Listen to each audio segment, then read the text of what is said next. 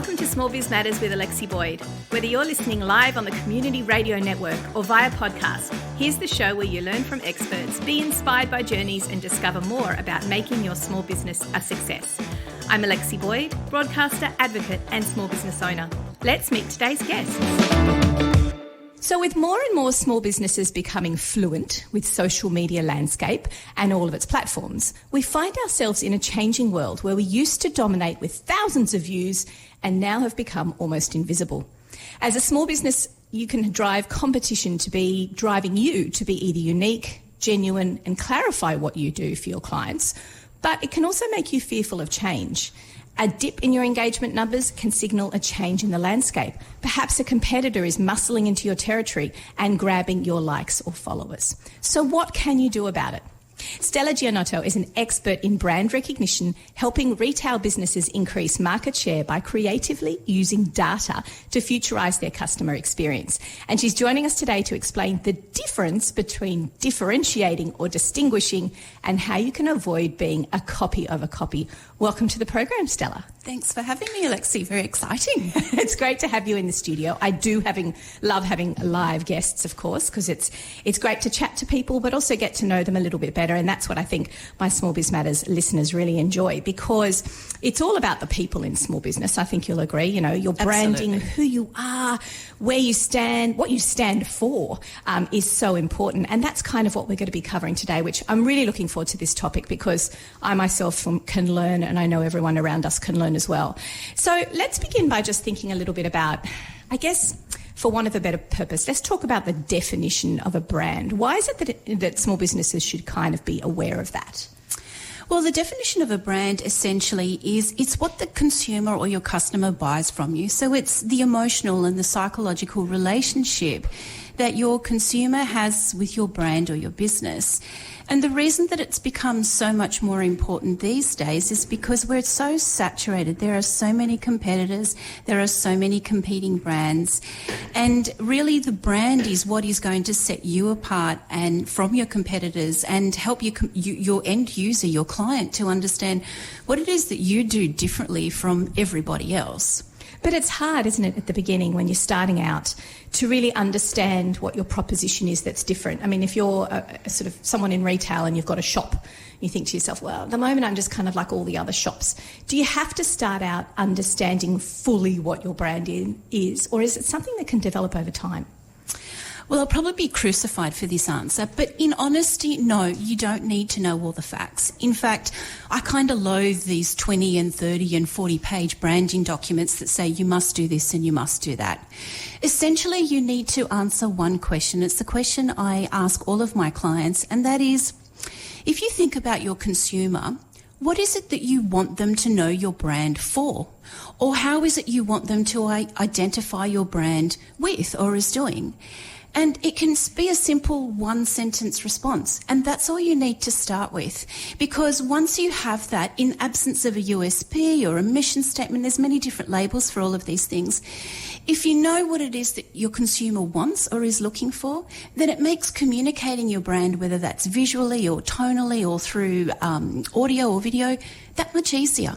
Indeed. And I like the idea that it's not just all about discovering the entirety of your business, which can take up to decades to figure out. But it sounds to me like you're describing it as a building block process. Absolutely. And you've also got to understand too, and I mean the last 12 months is a perfect example. Yes. Industry evolves. The environment evolves. In fact, the business landscape is nothing like it was 12 months ago.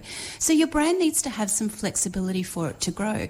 I liken it to you've given birth to a child, and when you start out, it's in its infancy, and then it goes through toddlerhood, and then obviously it goes into adolescence before it becomes a fully fledged adult. And if you think about the brands that have stood the test of time, they're 20, 30, 40, 50, 100 years old. Yeah, so be kind to yourself. You're not necessarily going to get through the temper tantrums of the 2-year-old. No. 2-year-old temper tantrums. Temper tantrums. I think I've just made something up.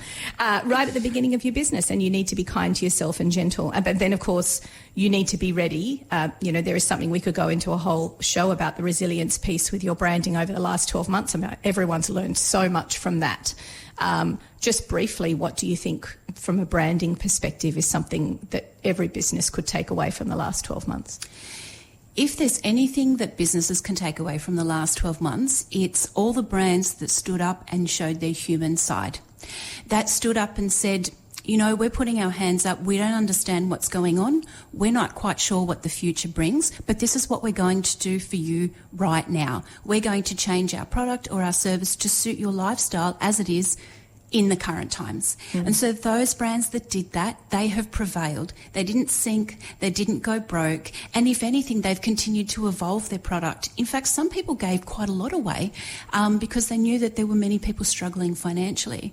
So if there's anything over the last 12 months, what it has said to us as consumers is we don't want the rubbish, we don't want the hype, we don't want the show reel on the Instagram anymore. We want real, we want authentic, and we want the truth, we want honesty.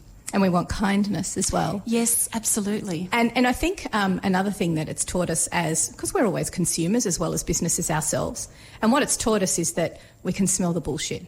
Yes. We can tell when corporate or even to some extent small businesses are faking it or trying to be kind to people when they're not genuinely doing it or they're not following through or they're just... You can tell the perception is going to be off. That's where authenticity comes into play. And in fact, authenticity is one of the key ways that you can differentiate your brand.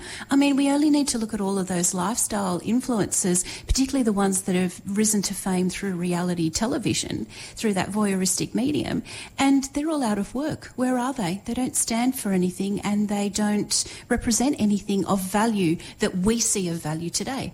That's why they're out of work. And we should say as well, I mean, obviously part of your branding, and I think that's what you're getting at, is that what you stand for and your values and really sticking by it and not only behaving like that as a human, but behaving like that as a business. But what's important is that we don't give too much away and that we do push back and not say, well, thanks very much for the opportunity to stand up on stage and do a speech. And not get anything in return or not have any commercial value in return. I think it's very easy for small businesses in this sort of environment to be taken advantage of. Absolutely. It is. And we've so the age of the guru and the age of the superstar Instagram 1 million, 2 million plus followers, I think is actually starting to come off. And the reason for that is because of the fact that, you know, we don't want to pay for something and not see any value in it.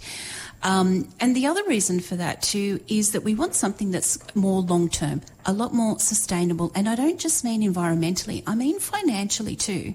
See, if you think about it, the reason that most businesses would create a brand or rebrand is because of an underlying economic situation.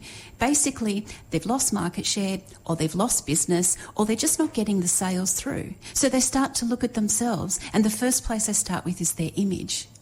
So, because that's all they've ever looked at. That's because that's all they've ever looked at. And now they're looking at their image and saying, okay, well, I like how I look, but what is it that I really stand for? What is it of value that I'm creating? What is it that I'm giving away to the world? I mean, one of the reasons why I exist is because when we build a brand, we build it for 3 reasons: for a profit, for a purpose, or to leave a legacy behind. And if you think about it fundamentally, small business is in business for one of those 3 reasons. And sometimes it can be all 3 or a combination of 2. But essentially that's why we're in business. So when we look at, you know, these gurus and, you know, these leaders that don't really have anything of substance to give away, that are not actually adding what we call intrinsic value to our lives, they're not enriching our lives, we're just not interested. It's so true. And I like the way that you speak of value in multiple ways, because it is okay, everyone, to take a breath and say, I'm doing this to make money.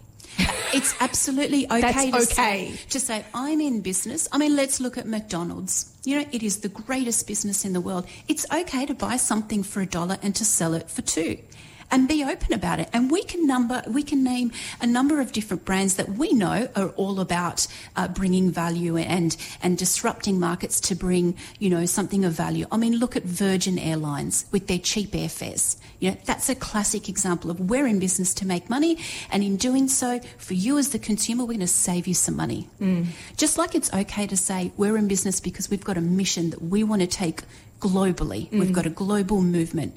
And it's also okay to have the mafia-style Don Corleone business and I'm going to make you offer you can't refuse. You know, you want to build something to leave a legacy behind for your family. That's what family business is in business for.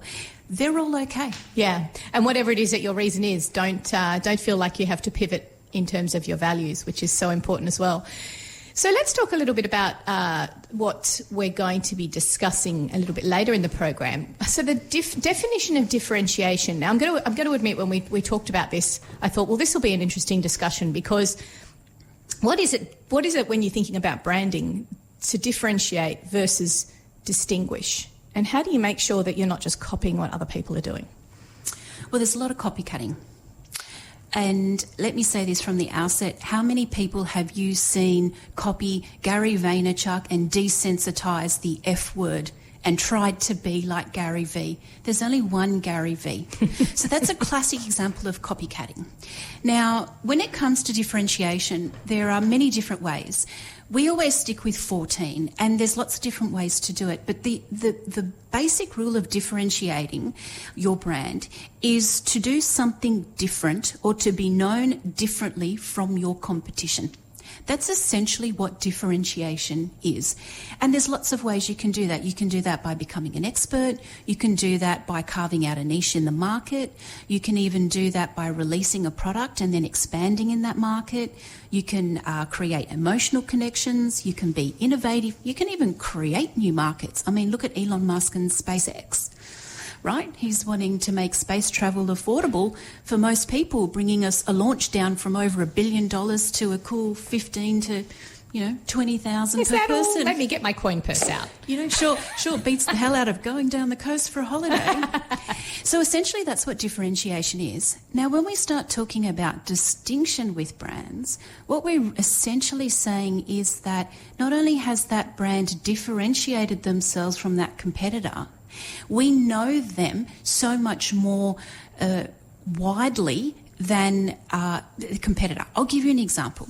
So we know that brands like Coca-Cola and Nike and Apple can do no wrong. So they are classic examples of distinction. They are so well known for everything that they do that essentially they've hit a status where they can't really do any wrong. But essentially all they've really done is they've just differentiated themselves better than their competitors. We're not necessarily saying that Nike's running shoes are the best on the market or that Apple's technology is the most superior technology on the market, nor are we saying that brands like McDonald's is the best kind of food that you can get. They're just known in their marketplace for that because they've created so much differentiation that now they've hit that level of distinction. And it sounds to me like it's like we were talking before about building blocks. The differentiation is important to differentiate from your customers, but then the next level up is that distinction, which Correct. I guess, as you were saying, is built on the different differentiations that you do along the way. It is a building block, and essentially you can't create a distinctive brand overnight. There's just no such thing. And some might say that essentially a brand needs to go through economic downturns and upturns and global upheaval and still stand the test of time before they can even achieve a distinction. But it's not something that happens overnight. It happens over many years, if not decades. So bringing that back down to the small business level, we can obviously see how we can differentiate from our competitors and stand out from the crowd. But that level of distinction, what is it in terms of small business that you can think of examples where brands have distinguished themselves through other means or different ways that they've differentiated themselves? How do you get to that level of distinction? Well, you get to that level of distinction by doing three things. One, staying true to your own core values. What is it that you stand for? And making sure that everything that you do is underpinned by that. And when I say that, I often say, well, look, how do you show in your actions, your daily actions and your marketing, your commitment to your own brand in terms of your values? The other thing too is to listen to the marketplace, and don't just listen and pay lip service to it. Actually re-engineer your product or re-deliver it or recreate it in some other way that it gets your product or your service into the hands of the consumer faster and quicker. And the other thing too is to really be conscious of what's going on in your environment and not being tone deaf. I mean, how many brands during, last year when coronavirus was at its peak, that they just literally buried their head in the sand. We don't want that. We want to see you active. So for a small business, essentially, any one of those things that I've mentioned that they can do, even the local coffee shop where I used to get my coffee every single morning, when the lockdown restrictions were in place and, we weren't allowed to sit in and dine, she immediately put up signs outside of her shop. She immediately did social media posts and texted every single person that she had and said, I now do driveway service. In fact, it's contactless and I'll bring your order out if you text it to me and you can pay by card and you don't even need to come into the shop. Brilliant. And then she thought, well, right, a lot more people are at home and they're restricted from being able to go out and do their groceries and what have you. And whilst, yes, we're able to go and do that, I mean, how long can you stay in a grocery store for, right? She started doing takeaway meals, pre-prepared meals that all you had to do is heat and serve. She offered them in single, double and family size and did exactly the same thing. She's now recreated her business from a cafe to take-home meals. But now she's gone one step further. She started to cater for all of the intolerances. All of the food intolerances that most establishments won't cater for, and this is beyond the vegetarian and beyond the vegan and what have you. So that's one way that a small business can do that. And essentially the product hasn't changed. It's just the delivery mechanism has. And it's based on the foundation of the fact that we know our customers better than corporate does. 100%. Because we've got those touch points. We listen to them. They respond and engage with us on social media or engage with us as humans where they're talking to us. And we listen and we take that under consideration. And those of us who don't die. I mean, let's face it. If you don't listen to your customers, you don't respond to their needs, you're not going to have customers for very long. Absolutely. And essentially we've gone full circle with this. So I was literally having this conversation recently where retail business in Australia has quite a lot of opportunity these days, because if we think about 20, 30, 40 years ago when our parents were in business or when we went, shopping with our parents, the owner of the retail store was on the floor. They spoke to the customers. They did all the hand holding. They picked up the plastic bags or the paper bags that were dropped on the. They kept the premise clean and tidy. And you can bet that the next time you entered their establishment, they knew exactly what you wanted. They directed you into the right way. They may have even had what you were after ready to go for you. They curated their floor, their merchandise, especially for you. And you can be doing that in other ways. You don't necessarily have to only think of if you've got this face-to-face connection. You can be manipulating, if you think of that, changing that into the online world, you can manipulate your website or your online presence depending on what people are asking you for. Absolutely. But it's harder, isn't it? It's harder to it's easier to see someone go, okay, I need that product or I need that type of food. It's harder to translate that into services or consulting, for example. It is harder, but essentially what services and consulting need to do is to productise their service. So can the service be packaged up into smaller services that you can sell online? Or can it be shifted into community groups and mastermind groups where you actually bring people in, on a regular routine, a regular basis, to be able to deliver your service, and you amortise the cost amongst all the people that attend. So there's lots of different ways that you can do that. It's just that service-based businesses essentially need to think of their service as a product. Yeah, very as true. Something they need to deliver out. Yeah, it's just a different way of thinking of it. We're going to take a quick break here on Small Biz Matters, and when we return after the community service announcements, we're going to be speaking to Stella Gianotto a little bit more about brands and talking about ways to differentiate yourself in a really practical sense. You're listening to Small Biz Matters. We'll be back after this. This episode of Small Biz Matters is proudly sponsored by the Australian Small Business and Family Enterprise Ombudsman's Office. Led by Kate Carnell since its establishment only 4 years ago, Aspifio has provided education, advocacy and support, including free assistance if a small business is involved in a dispute. The office also provides assistance for disputes that fall under the franchising, dairy, horticultural and oil industry codes. Kate Carnell, as an independent advocate for small business owners, has the legislative power to influence our nation's lawmakers in ensuring legislation and regulations are put in place to help small businesses grow and in these times survive. Small businesses are the engine room of the economy, and it's Aspifio's role to do all they can to ensure they have the freedom to innovate, employ and thrive well into the future. So today's program, we've got Stella Gianotto, who's from Brand for Brands, an agency who specialises in looking after small, medium and large businesses to grow their brand in an authentic and genuine way, I'd like to say. And what I've really appreciated in our conversation before the break has been all about what's happening with the last 12 months, how people can make sure that they're differentiating themselves from their market in ways that's a bit more, I guess, true to your core values rather than being cheaper or rather than being a blanket approach or even worse, an influencer approach. But I wanted to ask Stella as well about some practical ways across either the social media landscape, in ways in which you can differentiate, and then that golden moment of distinguishing yourself as well. What are some top tips you can give, Stella? Well, essentially, small business today is quite lucky because we've got lots of different mediums that are available at our fingertips. I mean, we've got social media, we've got email marketing, which is relatively cost effective to do. We've also got the ability to build a website, and everyone has a media outlet with their phone. With the ability to be able to take video. I am now broadcast media. It's true, isn't it? I hadn't thought about that. Absolutely. So essentially, we're our own walking media company. It's just that we've got to be prepared to A, use it, and B, have the courage to be out there. So essentially, I think part of the reluctance of small businesses, sometimes the absence of time and money, that's always a consideration. But fundamentally, it's also to a confidence thing, particularly some of the older generation business owners as well. It's not the way that they marketed the business. So one of the quick tips is to be regular with your social media, and it doesn't have to be all fantastically choreographed, high professional images. It can be video footage of how you created the garment. It could be video footage of you in the kitchen making one of your favourite dishes.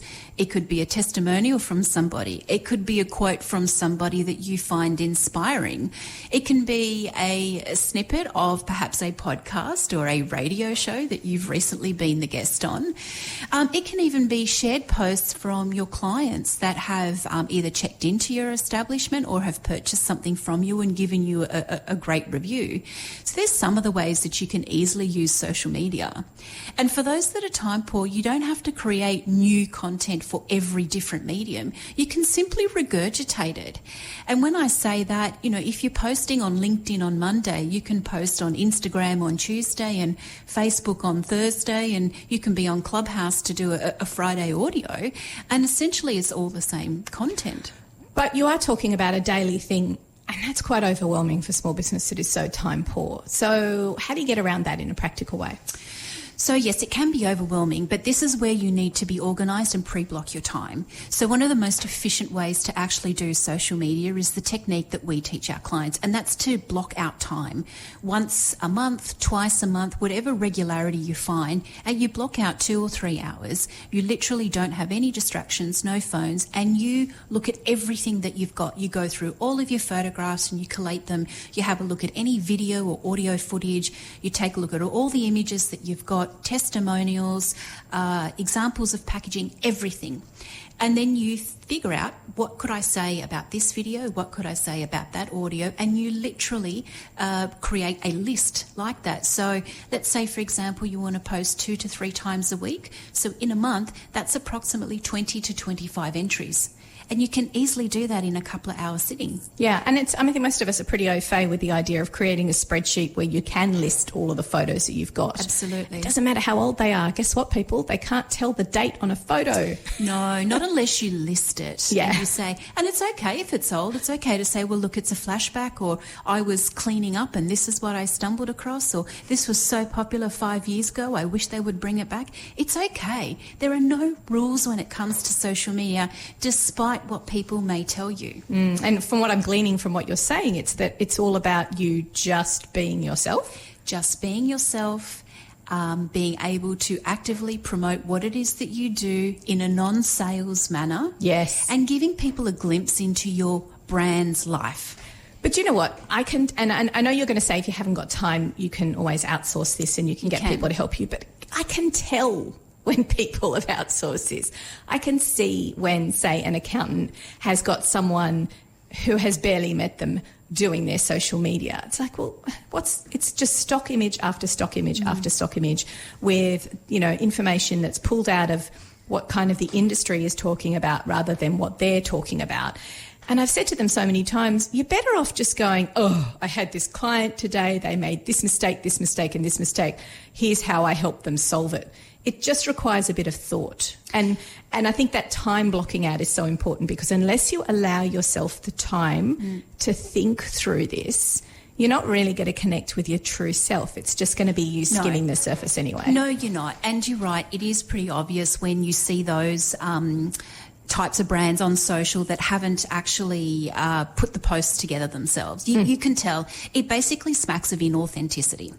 Now, it's okay to outsource it, but if you're going to outsource it to somebody, at least give them an example of what it is that you expect.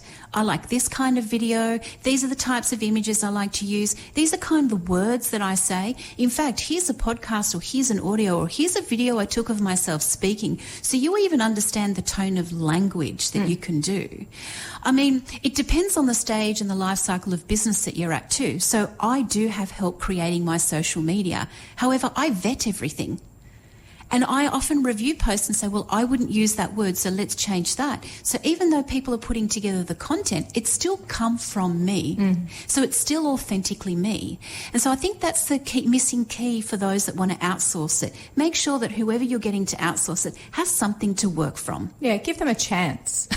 Actually, brief them. I mean, you wouldn't employ someone and just go, there's the computer, away you go. No, absolutely. Brief them as though your brand was a living, breathing person. Which it is for so many of us. How do they walk? How do they talk? What do they wear in terms of marketing? So they're the kind of questions that you want to answer. Yeah, I love that. What do they wear in terms of marketing? That's great, because it is. It's our clothing. It's the way we perceive ourselves. And on the one hand, you need it to be like a human. You need to have it real. But on the other hand, you're not going to walk around naked and expose everything. No, very true. But the other reason I say that too is not every form of marketing will suit every small business or even their brand. And that's okay. You don't have to have a full digital media strategy, and you don't have to have, email marketing campaigns and digital ads and you don't have to have a full spectrum. You just need to select 2 or 3 marketing activities that you enjoy doing and do them consistently well. And I know a lot of marketers will say, find where your audience is. And maybe that's what I was alluding to at the beginning of the show, where it is difficult to have an entire marketing strategy right from the moment you step foot into your business. It needs to be growing over time, and you need to get that feedback from your audience. There's absolutely no point in Small Biz Matters, an audio program, being on Instagram. No, it's a pictorial, and this is an auditory medium, so it makes no sense. But if I was thinking about it and I had the time, then maybe I should be looking at something like Clubhouse, which for those of you who don't know is an audio-only platform, and they've got this funky thing going where you can jump into rooms and have discussions with experts, and it's all audio. Sometimes it's a bit clunky and mismanaged, and they really need moderators in there, but that's a different discussion. But maybe there can be phase 2 of the app. Phase 2. Yeah. You need permission, and you need to be able to know what you're doing before you should put yourself out there. But that's another thing, isn't it? You have to tread carefully, I guess. On the one hand, you want to be authentic and you want to get yourself out there. But on the other hand, you need to tread carefully in the beginning to understand what works and what doesn't, because you can come across as politically incorrect or morally incorrect if you're not careful. Tone deaf. I mean, or who can remember Kendall Jenner that was in the Pepsi ad, and she was, part of the black rights movement, and it was considered tone deaf, and they had to pull the ad within, hours of its launch because it had such a backlash. So you don't want examples like that. But essentially if you don't know where to start and you don't know what to do, ask your target audience.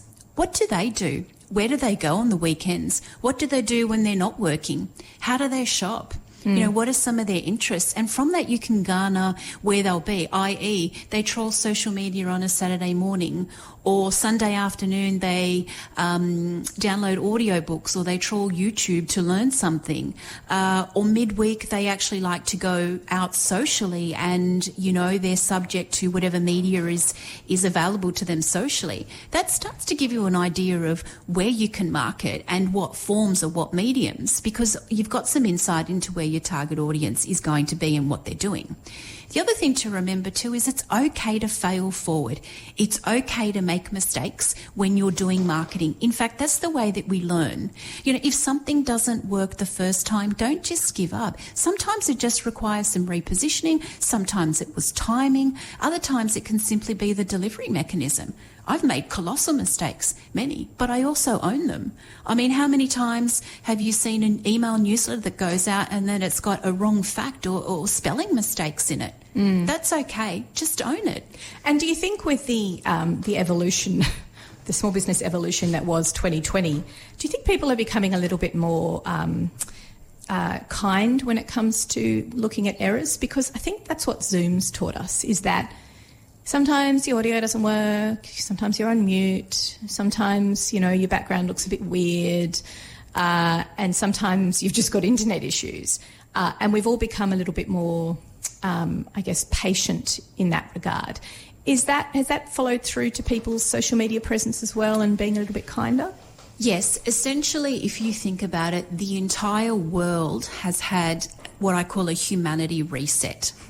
So we were locked away.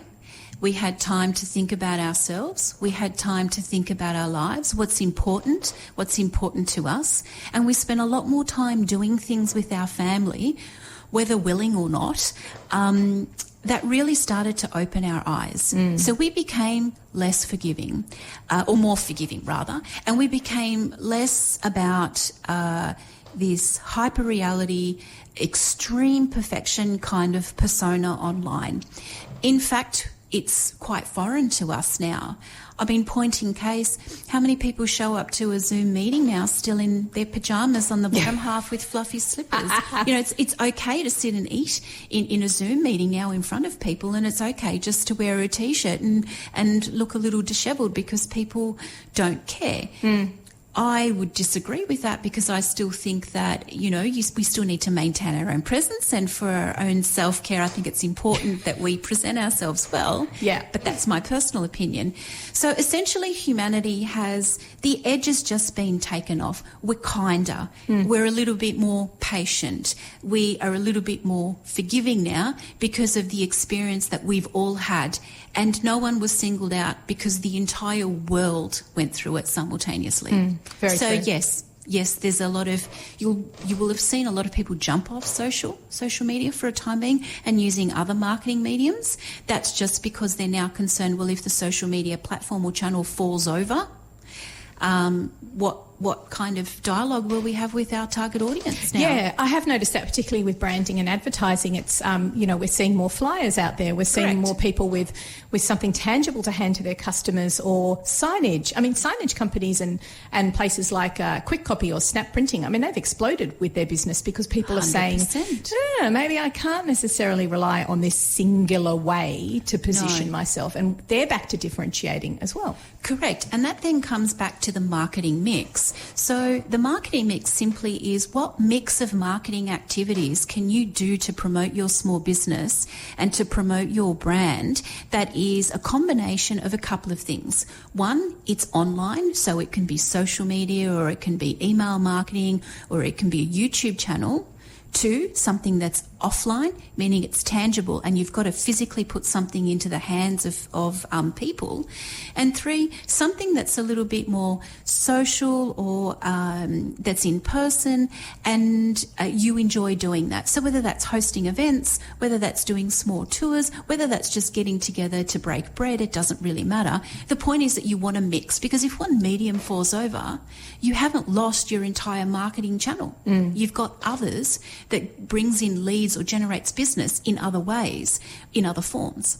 So that's why it's really important. So let's talk about this area of expertise. You've been in branding for a number of years, and I'd like to ask, what do you think the future of branding looks like in the next 2 to 5 years?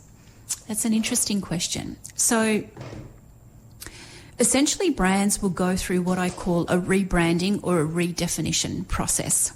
And what we'll start to see is a lot more authenticity and a lot more focus on the emotional experience with the consumer. How did the consumer feel once they purchase from us? What is it the consumer wants before they know they want it? How is it that I can insert my brand into their everyday life without it being an imposition? So we're going to see a large shift back towards traditional branding and a shift away from everything being so perfect and so choreographed and looking so fantastic all the time. In fact, real is going to be the new form of branding. Real, raw, authentic, and like it was our next door neighbour that we've just popped over the fence and said hello to. And, you know, good old Jim's telling him about his new invention that he's tinkered together in his garage. That's what we're going to see happen with brands, because those brands that don't adapt or evolve in that way, they won't survive. And that makes perfect sense from what we've been through in the last 12 months with moving away from influencers and moving away from disingenuous people who are aligning themselves with something that they've never had anything to do with in the past, and seeing through and cutting through the people who are just standing for nothing. And that makes sense that it evolves into the world of good, I want to say. I'd be interested to see how the bigger brands cope with those sort of changes. That's going to be an interesting journey to watch. But yes, I can. That makes a lot of sense with regards to just being your true self and tapping into more ways. And so when you're looking at your social media, and I love the idea of blocking out a huge chunk of time and going, right, I'm going to spend 3 hours on my social media and I'm going to get 2 weeks done now. That's a great idea. It really makes it more, you've got time to do that then. So I think that moving forward, it's about finding ways that you can manipulate the stuff you do have and create stuff that's all about you. Am I right in that? Yes. So the whole point about blocking out the time, and it's not just specific to social media. You can do it for email marketing. You can do it for your ads, your newsletters, your blogs, any kind of cornerstone or keystone piece of branded marketing material that you want to do, you can do within that time. And essentially, if you are doing that, and you're taking yourself away from your environment, you're removing yourself from distractions, you're going to get to the core essence of what it is that you want to say. You're going to get to the core essence of the conversation that you want to have with your clients. And so that's what's really going to start permeating and coming through. So that's how we can be more real and more in touch with what's going on, actually hearing our own thoughts or paying attention to what's really going on in the landscape by observing, and then finding where your brand sits within the realm of that. Yeah. Absolutely fantastic. It's been great having you on the program, Stella. How can people find out more about what you do?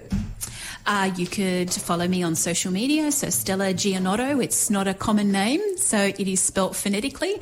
You can find me on Instagram, LinkedIn, Facebook, YouTube, or you could check out the website, brand, singular, 4brands, plural.com, and everything you need to find is there. Thank you so much for joining us today. If you've missed any of today's program, you can, of course, catch up via smallbizmatters.com.au or iTunes or Spotify, wherever you ingest your small business education, where there are now over 197 podcasts for you to listen to, just like this one, to help you grow, learn more about your business and listen to small business journeys.